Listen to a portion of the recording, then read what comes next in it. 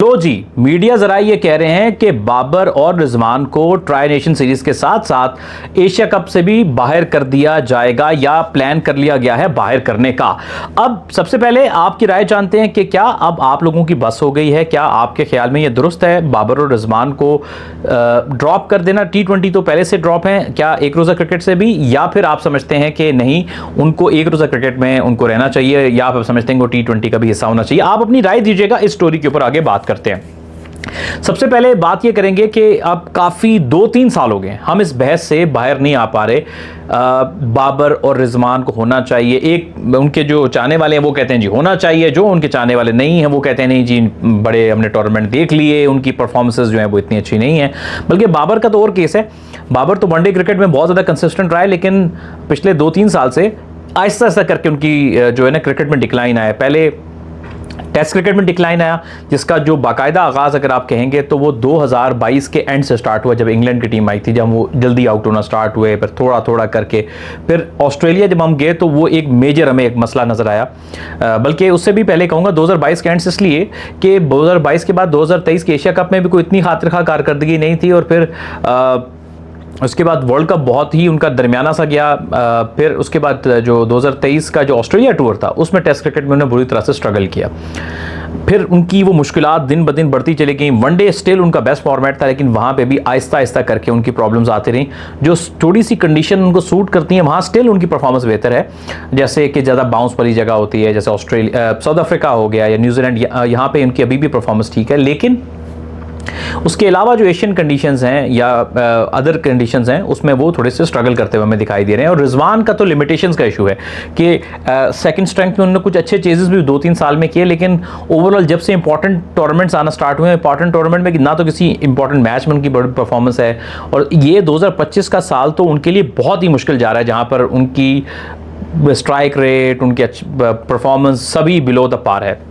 एक important stat पिछले दिनों आपने देखा होगा विजडन ने शेयर किया, जिसमें वो ये कहते हैं विजडन वाले कि 2024 से लेकर अब तक वनडे क्रिकेट में मिडिल ऑर्डर बैट्समैन के बीच में बाबर और रिजवान, इन दोनों का स्ट्राइक रेट सबसे कम है टेस्ट प्लेइंग नेशंस के बीच में। ये उन्होंने एक स्टैट शेयर किया था, इस पर लोगों ने अपनी अपनी राय दी, बहस मुबाहिसा किया।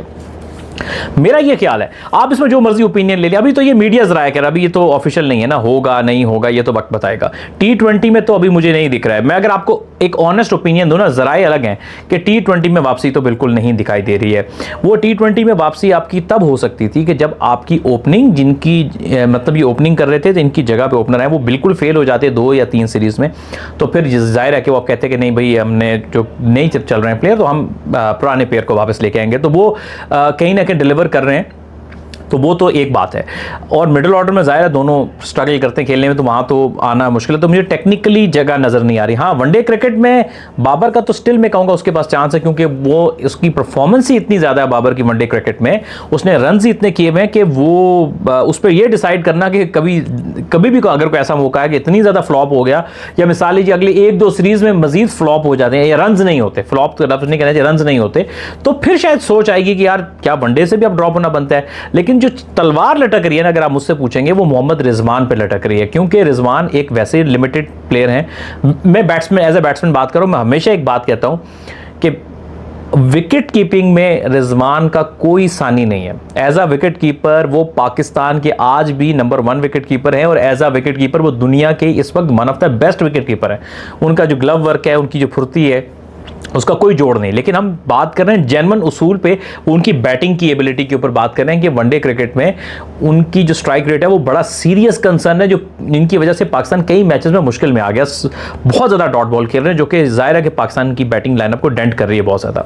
तो उस सब को देख के अब प्रेशर तो दोनों खिलाड़ियों के ऊपर है। जाहिर है कि बाबर के ऊपर भी परफॉर्मेंस का प्रेशर है, और उनकी गेम नीचे की तरफ जा रही है हर गुजरते दिन के साथ। ऐसा महसूस होता है कि वो भी कंडीशंस के प्लेयर बनते जा रहे हैं। और रिजवान, क्योंकि वो खुद पहले लिमिटेड प्लेयर हैं, लेकिन अपनी मेहनत से इस लेवल तक पहुंचे हैं, तो ऐसा फील होता है कि उन्होंने मेहनत करना छोड़ दी है। सिर्फ लेग साइड पे लपेटना, ऑफ साइड की शॉट्स को ना खेलना, और फिर मेहनत की कमी के वो डोमेस्टिक क्रिकेट छोड़ दी, जिसकी वजह से अब थोड़ा सा भी अच्छा बॉलर हो, फास्ट बॉलर हो, या तो उनसे डॉट बॉल पे डॉट बॉल खेलते हैं, जैसे उनके पास कोई अब जवाब ही नहीं है इस बॉलिंग का। तो ये ऐसे सब सवालात, हम नहीं कहते कि आप, ये हमारे प्लेयर हमारे लिए बहुत काबिल एहतराम है, लेकिन जाहिर है कि जब आप एक परफॉर्म एक लेवल से नीचे नहीं करेंगे तो लोग तनकीद भी करेंगे और आपकी पोजीशन भी खतरे में चली जाएगी, जैसे आपने T20 की पोजीशन खोई है। तो मैं उम्मीद करता हूं कि ये दोनों खिलाड़ी, खासतौर पर रिजवान को ज़्यादा ज़रूरत है कि वो इंप्रूव करेंगे अपनी गेम को, और वाई नॉट, देखें कोई भी प्लेयर अपनी गेम को इंप्रूव करता है तो हमारे लिए मोस्ट वेलकम, क्योंकि हम तो यही चाहते हैं कि पाकिस्तान के लिए बेहतर हो, लेकिन इंप्रूव करने के लिए आपको डोमेस्टिक क्रिकेट खेलनी पड़ेगी, जो हमारे बहुत सारे प्लेयर, स्पेशली मैं फर्स्ट क्लास क्रिकेट की बात करूं, कि नहीं खेलते।